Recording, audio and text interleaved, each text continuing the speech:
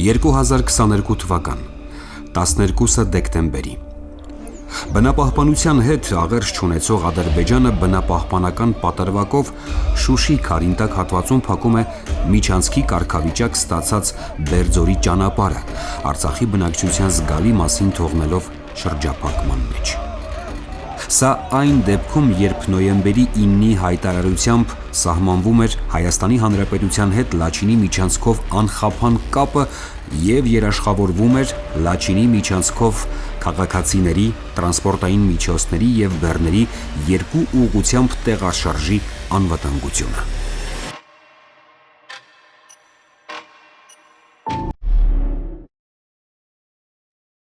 Շրջափակումը սկսելուց ընդամենը մի քանի օր առաջ ադրբեջանական իշխանությունների կողմից հովանավորվող կամ իշխանություններին մոտիկ գտնվող տելեգրամյան ալիքներից մեկը տվեց սցենարը, թե ինչ է լինելու։ Եվ եթե կհիշեք այդ տեսանյութը, որ կոչվում էր «Անգամ վայրի կատվին կարող ենք ընտելացնել»։ Եվ այն ինչ տեղի ունեցավ, ամբողջությամբ կատարվեց հենց այդ սցենարով։ Տպավորություն էր, որ Արցախը Հայաստանին կապող կյանքի ճանապարհն ուր որ է կբացվի։ Իրադարձությունների զարգացումը, սակայն, այլ բան էր հուշում։ Ամեն ինչ սկսեց իմ կարծիքով բռայան գործընթացում, երբ Հայաստանի վարչապետը Արցախը ճանաչեց որպես Ադրբեջանի մաս, եթե ժամանակագրության նայեք, տեսեք դրանից հետո ինչ հետևեցին, դրանից հետո հետևեց Արցախի բլոկադան, հետո ամբողջական պաշարում, հետո ռազմական գործողություններ։ Սեպտեմբերի 19-ի ագրեսիան եւ մեր բռնի տեղահանումը որոշակի կոնսենսուս ուներ միջազգային հանրության դերակատարների շրջանում, ընդ որում եւ արևմտյան դերակատարներ, Եվրոպական միություն եւ ԱՄՆ եւ նաեւ Ռուսաստանի կողմից։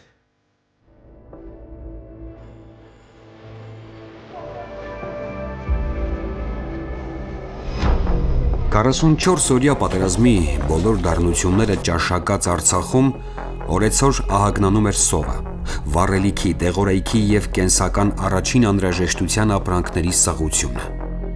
Թեև ռուս խաղաղապահների բեռնատարներով պարբերաբար սնունդ էր հասցվում Ստեփանակերտ,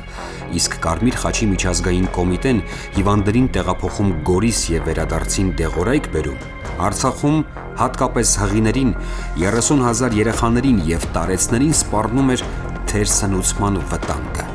Պարենի բոլոր պաշարները սպառվում էին, թերսնուցման պատճառով մահանում էին տարեցներ և չծնված մանուկներ։ Գործող նախագահ Արայիկ Հարությունյանը Արցախը հայտարարել էր աղետի գոտի։ Ամեն ինչ գտնելը արդեն դժվար էր, ամեն ինչը, ու այդ գտնելուն զուգահեռ մեր հոգեբանական վիճակն էր բավականին վատթարացել, որովհետև մտածում ենք արդեն ոչ միայն մեզ համար, այլ նաև մտածում ու գիտակցում ենք, որ մեր ներսում կա փոքրիկ սիրտ, որ բաբախում է, ու մենք պարտական ենք ու պարտավոր ենք, որպեսզի ամեն ինչ անենք, որպեսզի մեր նոր ծնվող փոքրիկի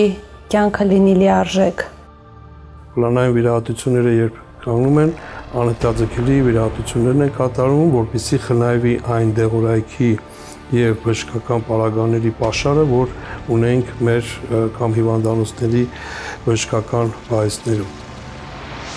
Արցախի շրջափակման օրերին Երևանում և Ստեփանակերտում պարբերաբար կազմակերպվում են հանրահավաքներ։ Շրջափակված 120,000 հայի ճակատագրով մտահոգ մարդիկ փորձում են գրավել միջազգային հանրության ուշադրությունը օր առաջ կանխելու հումանիտար աղետն Արցախում։ Ոչ մի որոշում, ոչ մի հրաման, ոչ մի կոչ Ադրբեջանը չիրականացրեց, հակառակը ժամանակի ընթացքում ավելի վատթարացրեց պայմանները։ Միջազգային հանրությունը գրեթե լուռ էր։ Ռուս խաղաղապահները որևէ գործողություն չէին ձեռնարկում։ Просим и требуем прекратить бездействие. Остановите гуманитарную катастрофу. Остановите гуманитарную катастрофу. Իսկ Ադրբեջանն օգտվում էր այդ ամենից, արգելափակելով Հայաստանից Արցախ գազատարն ու էլեկտրագիծը։ Արցախցիների միակ հույսն օրեցօր ցամաքող սարսանգի ջրամբարն էր, որի պաշարներն օգտագործվում էին էլեկտրաէներգիա ստանալու նպատակով։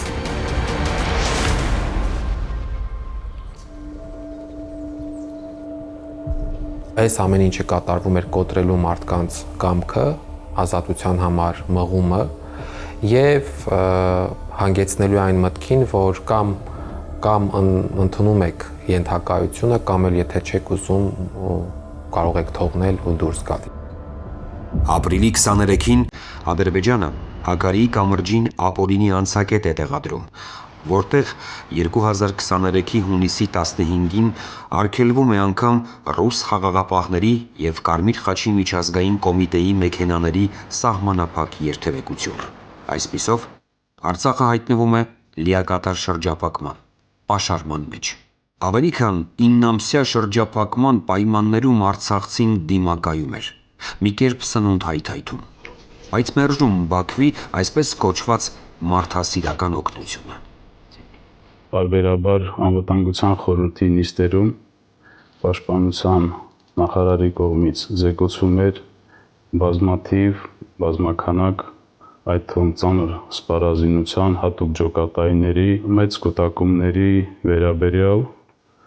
այդ թվում խաղաղ բնակչության մոտակայքում, բայց մշտապես նշում էր, որ պաշտպանության բանակը պատրաստ է իրականացնել իր օրադրված խնդիրները, ինչը ռազմական գործողությունները սկսելու պես կատարվել են։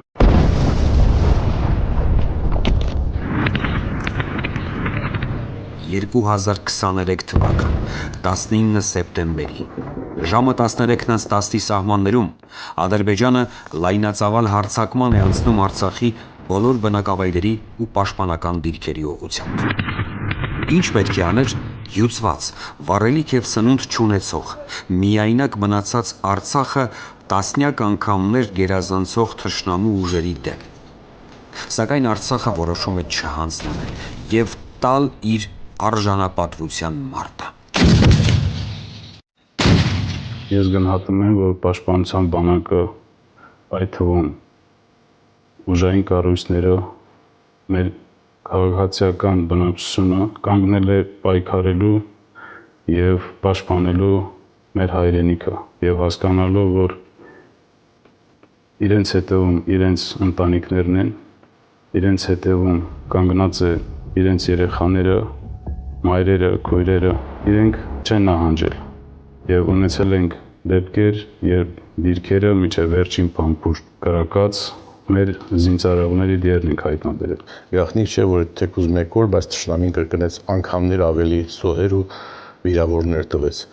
Եվ այդ էր պատճառը, որ հետագա էսկալացիայի շարունակում պատերազմական գործողությունների կբերեր մի բանի, թշնամին կունենար անգամներ շատ զոհեր, բայց մենք կունենայինք խաղաղ բնակչության շրջանում իրականում կոտորած։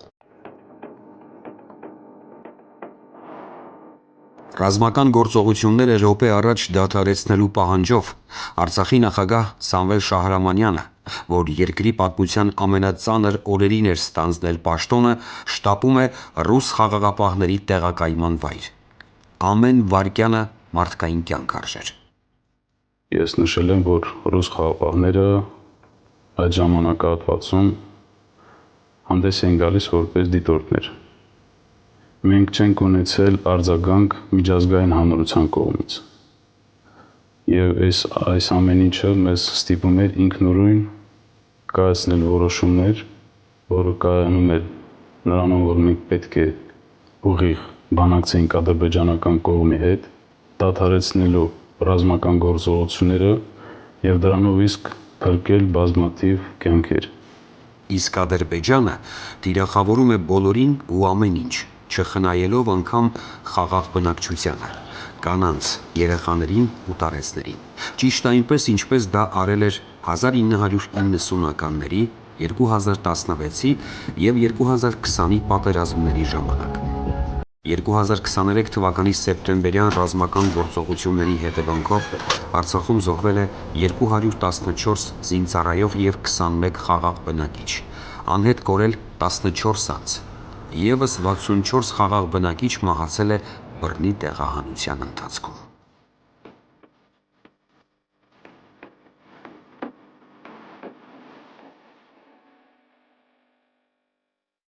ամենացցուն օրինակը Ասկերանի շրջանի Սառնախբյուր գյուղի օրինակն է, որտեղ երբ քաղաքացիական բնակչությունը փորձում էր պատասխանվել ադրբեջանական ռմբակոծություններից, հենց նույն ժամանակ ադրբեջանական հրետակոծության հետևանքով վիրավորվում է 15-ից ավել անձ եւ զոհվում է 5 անձ, որոնց թվում 3-ը մանկահասակ երեխաներ էին։ Մինչ միջազգային հանրությունը կփորձեր խաղաղության կոչեր անել, ադրբեջանական ստորաբաժանումները գործի դնելով ամբողջ զինանոցը շրջափակում են Ստեփանակերտն ու վերահսկողության տակ առնում շրջկենտրոններ տանող ճանապարհները։ Արցախը կանգնում է ցեղասպանության իրական վտանգի առջև։ Սարուշենում իրավիճակն ավելի քան վտանգավոր էր։ Երբ տեսա, որ արդեն թշնամու զորքը շատ առաջ եկելու կարող անենց լինի, որ ճեղք ունի, ցեղասպանություն չլինի,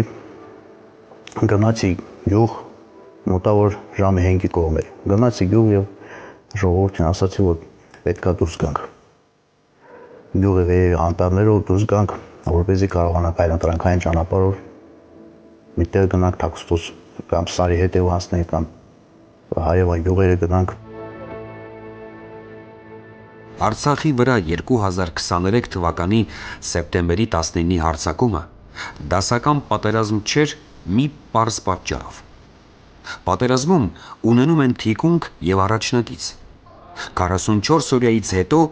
Արցախն ամբողջությամբ վերածվել էր առաջնագծի եւ առաջնագծում էին բոլորը։ Նրանց մի մասը 238 քաղաքացի հրադադարից օրեր անց Պաշտպանության բանակի վառելիքաքսուքային նյութերի պահեստում տեղի ունեցած չարաբաստիկ պայթյունի զոհն է։ Եվս 22-ի ճակատագիրն անհայտ է։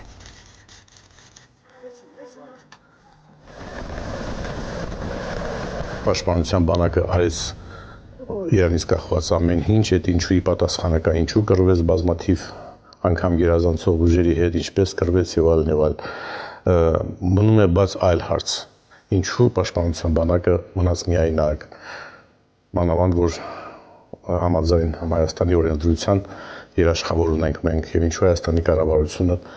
որոշակի ջանքեր չգործադրեց։ Ինձ համար ակնհայտ էր, որ դա ուղղակի ինքնապաշտպանության ժամանակավոր մարտ է, միգուցե նաև կարող ենք ասել արժանապատվության մարտ է մեր զինվորականների համար, մեր ժողովրդի համար, որը անկեղծորեն շատ պատվով են մերոնք խանձնել։ Կենաց մահու կռվում արցախցին պապերի եւ հայրերի պես կրկին վճռում է կամ ապրել արժանապատիվ կամ մեռնել հերոսաբար։ Հենց սա է պատճառը, որ սպառազինությամբ եւ կենթանի ուժով տասնապատիկ գերազանցող ադրբեջանական ստորաբաժանումներն իրենց առջև դրված մարտական խնդրի կատարման համար շատ թանկ են վճարել։ Մեզ հաջողվել է ռազմական գործողությունները դադարեցնել մեր պաշտպանության բանակի ուժային կառույցների, մեր հասարակության հենց առաջին իսկ րոպեից պայքարի մեջ մտնելու պարագայում։ Իրականացվել են անհրաժեշտ գործողություններ,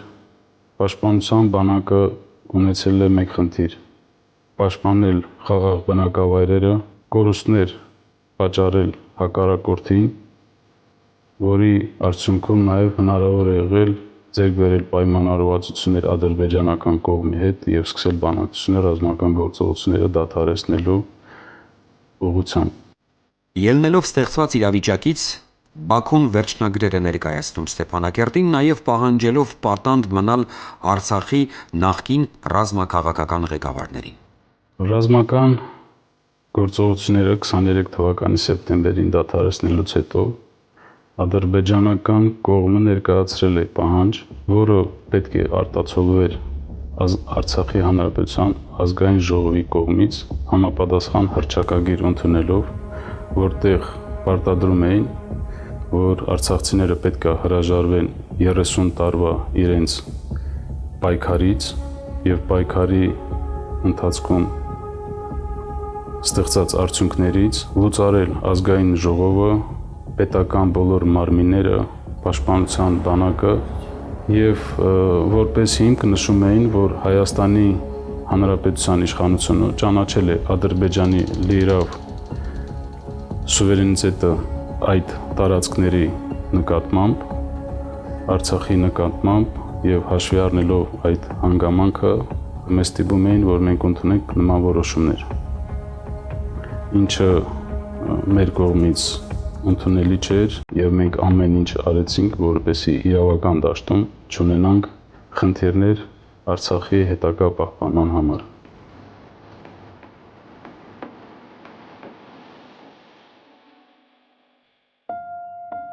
Արցախի նորորյա հերոսներից մեկը հավերժ 21 տարեկան Տիգրան Ավետիսյանն է։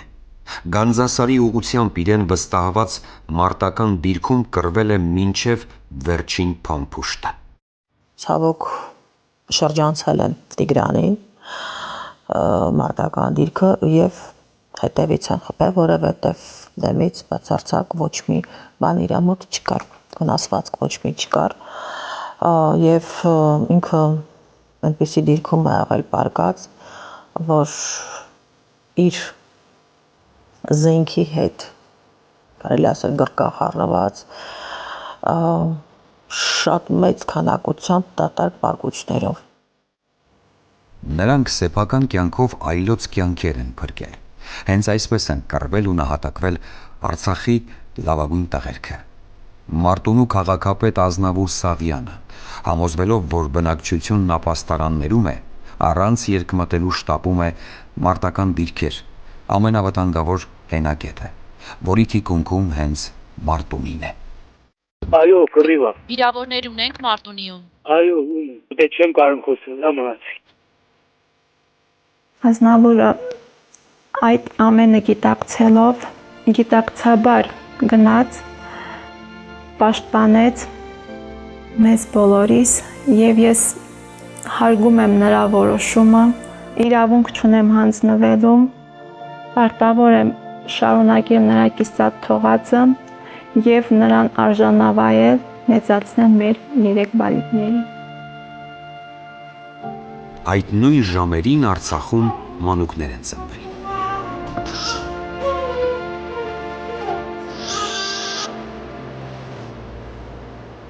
«2020-ի պատերազմում եղբորը Օնիկ Հովսեփյանին կորցրած վեհանուշի առաջնեկը լույս աշխարհ է եկել սեպտեմբերի 19-ին Ստեփանակերտում։ Ասում չու ես հողեկետ կրավ տեսնա։ Մենք զոհեր ենք ունենում մարտի դաշտում, իսկ մյուս կողմից մենք լսում ենք մանկան ճիչեր։ Ինչ է դա խորհրդանշում։ Իհարկե, նոր կյանքերը միշտ խորհրդանշում են ապագան։ Իսկ եթե Ստեփանակերտի ծննդատանը, նաև Արցախի բոլոր շրջաններում այդ օրը հիվանդանոցներում լսվել է մանկան ճիչեր, ուրեմն մենք կրկին վերադառնալու ենք։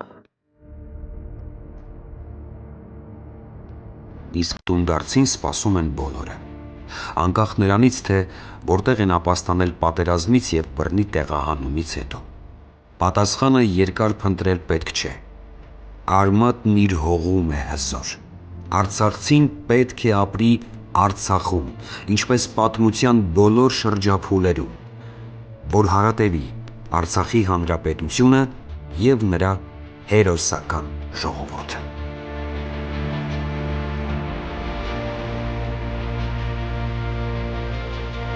Արցախցի դեռ 91 թվականին սեպտեմբերի 2-ին կայացնելով իր որոշումը եւ հանրաքվեով հռչակվելով որպես անկախ հանրապետություն, մինչև վերջ պահպանել է եւ պայքարել է իր որոշման համար, իր հայրենիքում ապրելու համար։